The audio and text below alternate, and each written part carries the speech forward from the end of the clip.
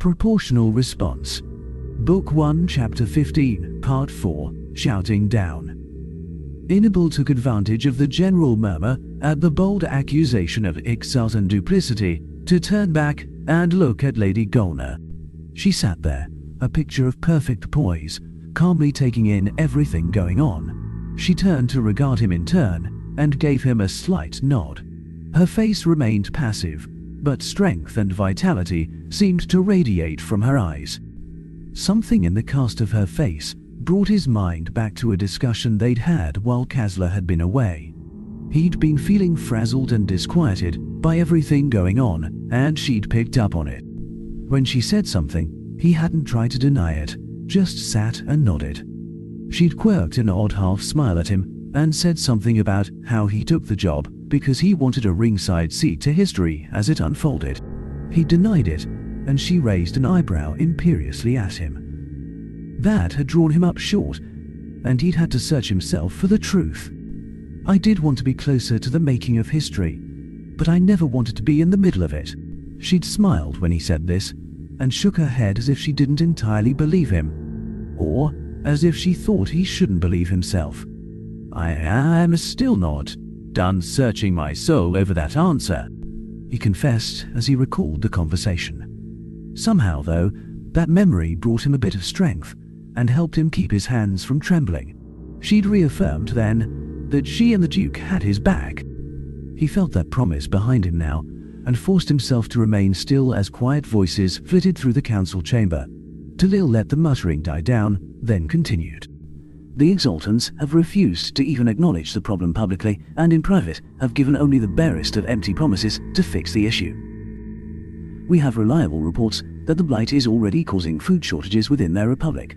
Yet they do nothing. Why? This is the question so many of us ask, and the answer, as with so many things these days, comes back to the humans. Enable had to resist shifting uncomfortably in his seat as angry mutters travelled through the chamber, and many harsh looks were directed at Henry. Kilantar couldn't help but smile slightly and throw a gloating look at Henry. "Oh, you arrogant idiot."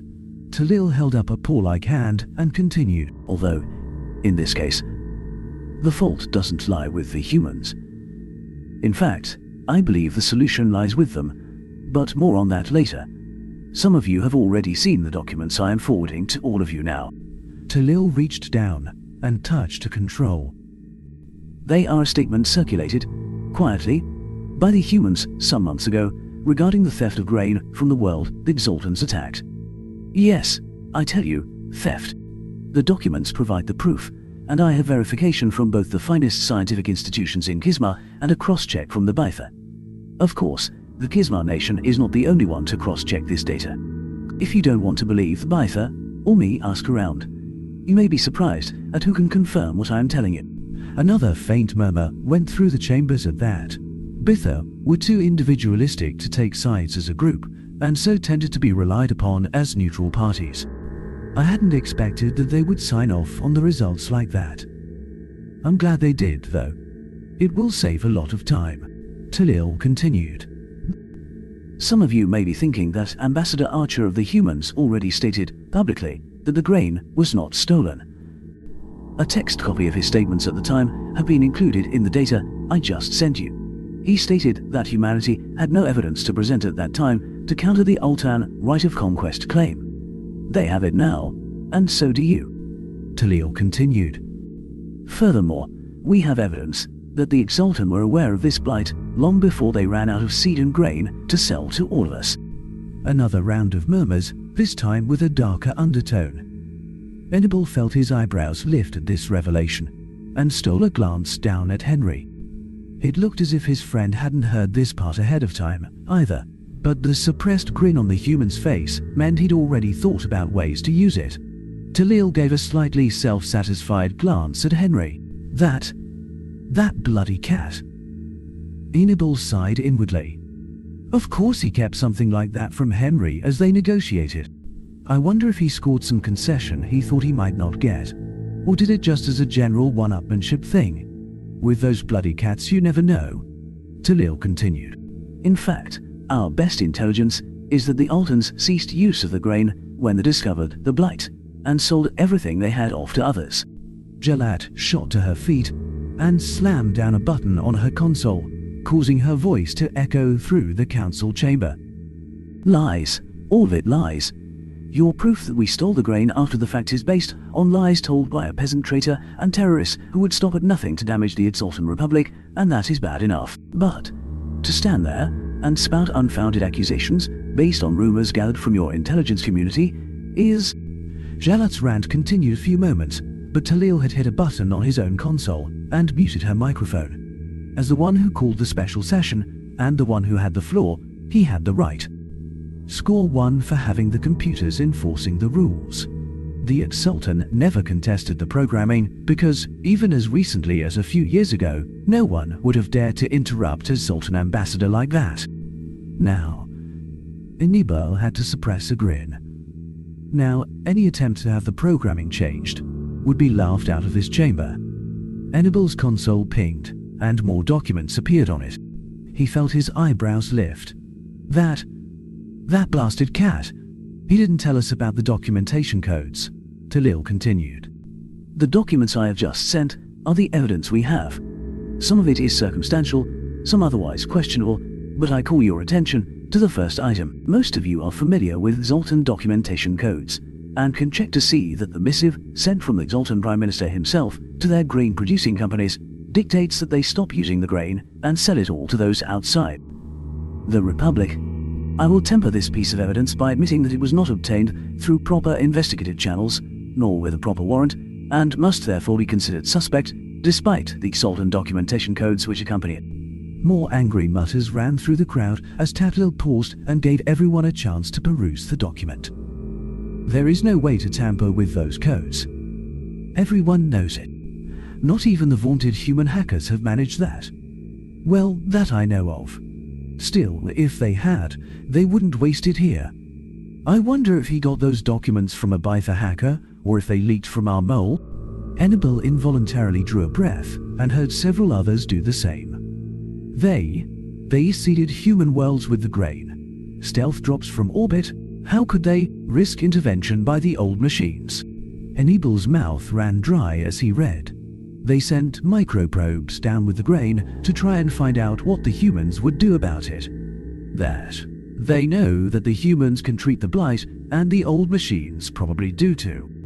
It is splitting a hair into strips, but they could argue that they were trying an illegal intelligence gathering operation rather than trying to wipe out biospheres, and point to the lack of old machine intervention. But still, he heard Golner grunt in irritation, and had to suppress an exasperated sound of his own. 10 years ago, they could have quashed an inquiry.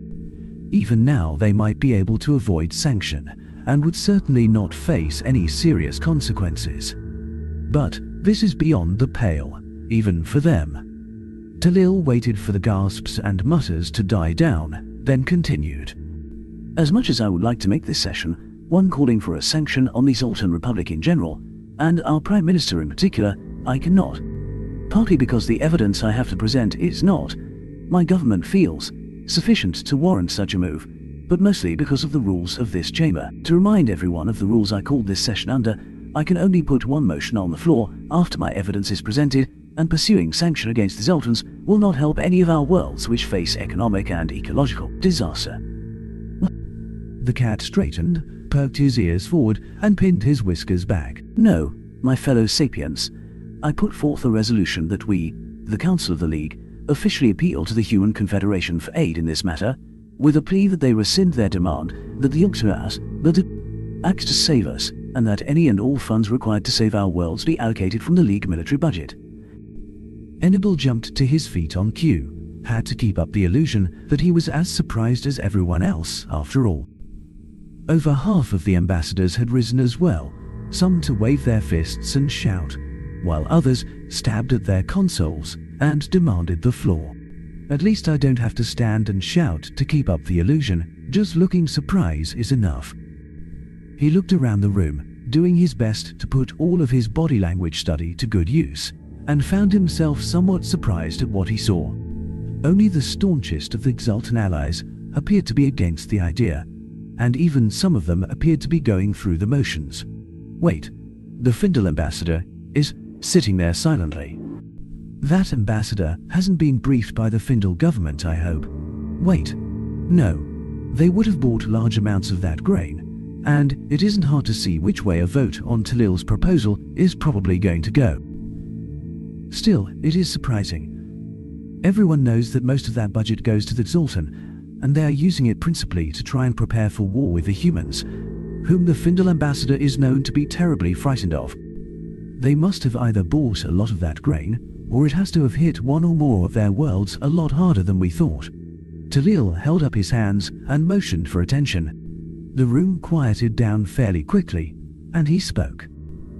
I do not make this proposal lightly, of course. We all know how the defense funds for the League are spent. Talil gestured both his ears, one towards Jalat and the other towards Kilintar. A series of dark chuckles swept through the chamber. He wasn't supposed to say anything like that. That damned cat! That is closer to open defiance of the Zoltan than anything said in this place, except by a human, in decades. Imbial suppressed a sigh and folded his hands in front of him, carefully keeping his face neutral.